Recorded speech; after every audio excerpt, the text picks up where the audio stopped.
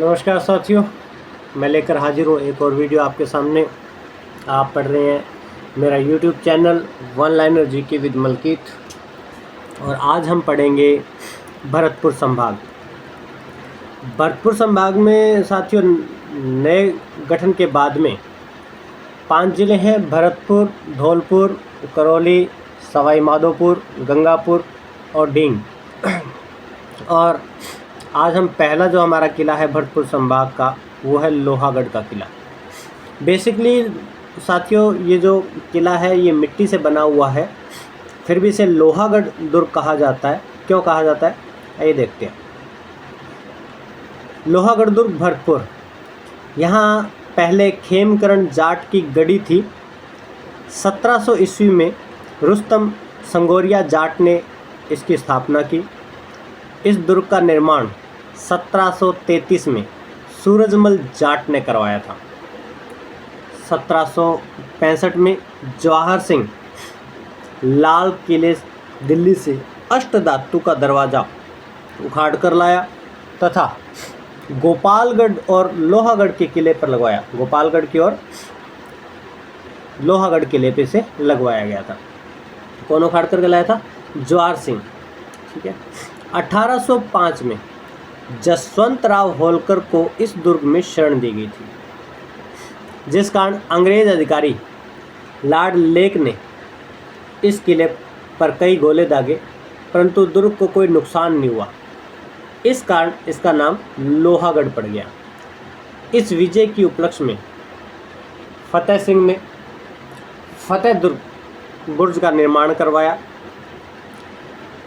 इस दुर्ग को पूर्वी सीमा का प्रहरी भी कहते हैं।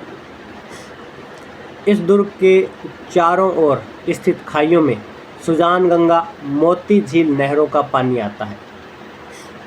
मोती झील जो है उसको भरतपुर की लाइफ लाइन भी कहते हैं। यह दुर्ग मिट्टी का बना है, जिसके चारों ओर दोहरा परकोटा है, और ये पारिक दुर्ग की श्रेणी में आता है। इस दुर्ग में किशोरी महल, दादी माँ का महल, वजीर की कोठी, बिहारी जी का मंदिर, मोहन जी मंदिर, राजेश्वरी माता मंदिर, गंगा मंदिर, लक्ष्मण मंदिर राजस्थान का एकमात्र मंदिर है जो लक्ष्मण जी का है, जामा मस्जिद, कचहरी, किला स्थित है। इस दुर्ग में दिल्ली विजय पर जवाहर सिंह ने जवाहर बुर्ज का निर्माण करवाया, जिसमें भरतपुर शासकों का राजतिलक होता है। जवाहर बुर्ज का निर्माण करवाया था जवाहर सिंह ने, जहाँ क्या होता है भरतपुर के जो नए शासक बनता है जो भी, उसका राजतिलक वहाँ होता है। इस दुर्ग का मुख्य द्वार लोहिया पोल कहलाता है। 1826 में इस दुर्ग पर अंग्रेज़ों का अधिकार हो गया। यह दुर्ग सबसे निचाई पर स्थित है और यहाँ एक अजायब घर भी स्थित है। मत्स्य संघ का उद्घाटन जब राजस्थान का एकीकरण हो रहा था, और राजस्थान का जो पहला चरण था जो मत्स्य संघ बना, अलवर, भरतपुर, धौलपुर और करौली को मिला करके, उसका जो उद्घाटन है वो इसी दुर्ग में 18 मार्च 1948 को हुआ था। इस दुर्ग के लिए कहावत है कि 8 फिरंगी 9 गोरा, लड़े जाट के 2 छोरा। 2 छोरा कौन थे? दुर्जन साल और माधो सिंह। अब हम पढ़ते हैं ब्याना का किला भरतपुर। यह दुर्ग दमदमा मानी पहाड़ी पर स्थित है। इस दुर्ग का निर्माण 1040 ईस्वी में विजयपाल यादव ने करवाया था। ब्याना दुर्ग का प्राचीन नाम शोणितपुर था। इस दुर्ग को बादशाह दुर्ग यानी दुर्भेद्यता के कारण, यानी कोई भेद नहीं सकता था जल्दी से, इसके कारण इसे बादशाह दुर्ग, विजयगढ़ दुर्ग, विजय मंदिर किला, सुल्तान कोट, बाणासुर किला इसे कहा जाता है। इस दुर्ग का शिल्प कुतुब मीनार के समान है। इसमें अनेक कब्र हैं। इस दुर्ग में 8 मंजिला भीमलाट स्तंभ है। इस दुर्ग में रानी चित्रलेखा ने विजय स्तंभ का निर्माण करवाया था। 1046 ईस्वी में इस पर गजनी के मुसलमानों का अधिकार हो गया। इसमें इल्तुतमिश व बलबन का भी अधिकार रहा है। 1348 में अर्जुन पाल यादव का यहाँ अधिकार हो गया। खानवा युद्ध जो 17 मार्च 1527 के बाद 17 मार्च 1527 को हुआ था के बाद बाबर इस किले में रुका था। 1807 में इस दुर्ग पर जाटों का अधिकार हो गया। यहाँ अकबर की छतरी, दाऊद खान की मीनार, लोधी की मीनार, सादुल्ला सराय, जहांगीरी दरवाज़ा, उषा मंदिर, भीमलाट है जो इस दुर्ग में है। अब हम साथियों पढ़ते हैं डिंग का किला भरतपुर। इस किले का निर्माण बदन सिंह ने करवाया था। 1730 में बदन सिंह के समय उसके पुत्र सूरजमल ने इस दुर्ग का निर्माण करवाया। इस दुर्ग में 12 बुर्ज बने हैं, जिनमें उत्तर पश्चिम में ललका बुर्ज, दक्षिण पूर्व में हजारा बुर्ज, लखा बुर्ज, ध्रुव टीला बुर्ज प्रमुख हैं। इसके चारों ओर तिहरा प्रकोटा व खाई है। इसमें सूरजमल के महल, सुल्तान की समाधि, मिर्जा सफ़ी की कब्र जो दिल्ली का वजीर था, शस्त्रागार, गोपाल भवन, भादो भवन, इन भवनों के चारों ओर फव्वारे लगे हैं, जिस कारण इसे जल महल भी कहते हैं। जल महलों की नगरी कहा जाता है डिंग को। दुर्ग में स्थित केशव भवन में फव्वारे चलने से बादलों की गर्जना की आवाज़ होती है। डिंग को जल महलों की नगरी का कहते हैं। जेम्स फर्ग्यूसन ने इन भवनों के बारे में कहा है कि इन भवनों के निर्माण में स्थापत्य की दृष्टि से जितना भव्य और वैज्ञानिक कार्य हो सकता है, इन महलों में हुआ है।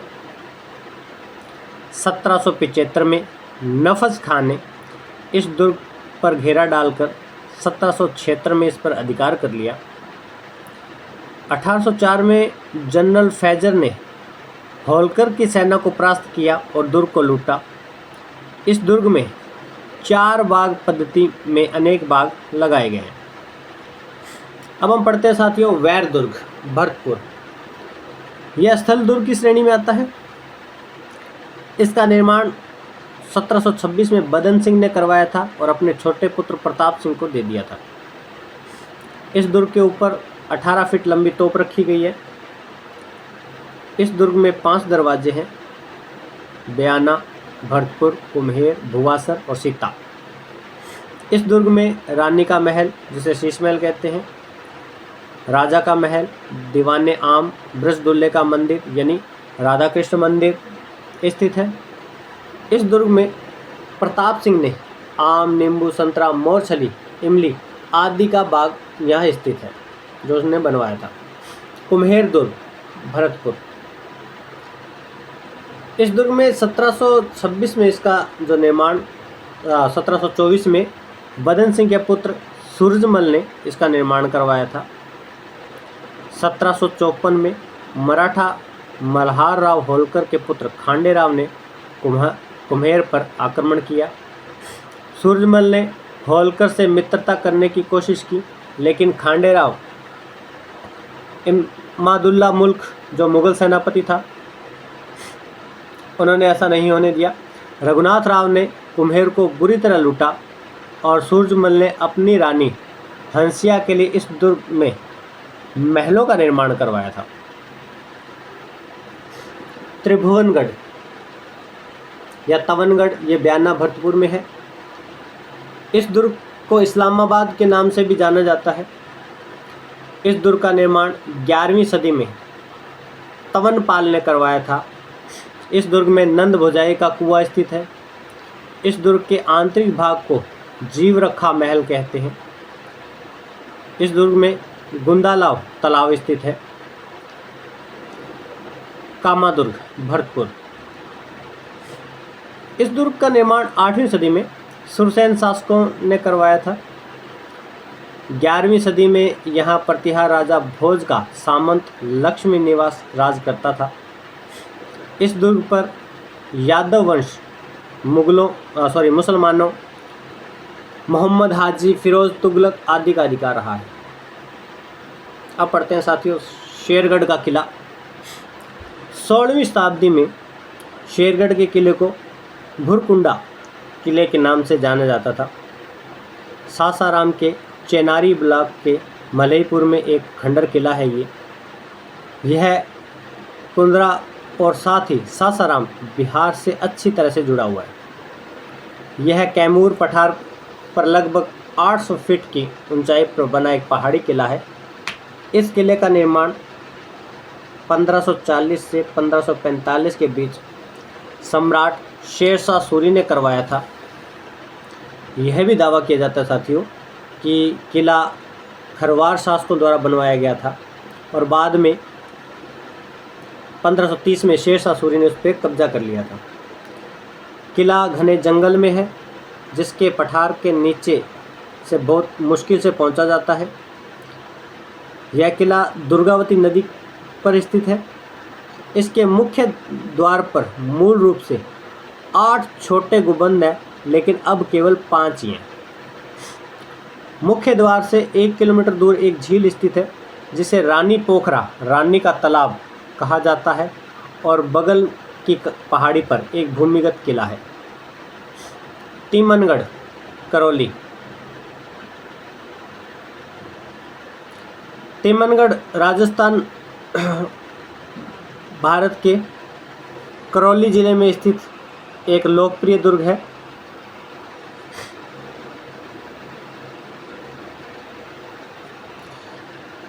इतिहासकारों का मानना है कि यहाँ निर्मित ये किला 1100 ईस्वी में बनवाया गया था, जो जल्द ही नष्ट कर दिया गया। इस किले को 1244 में चालुक्य राजा तिम्पल, जो कि राजा विजयपाल के वंशज द्वारा दोबारा बनवाया गया था।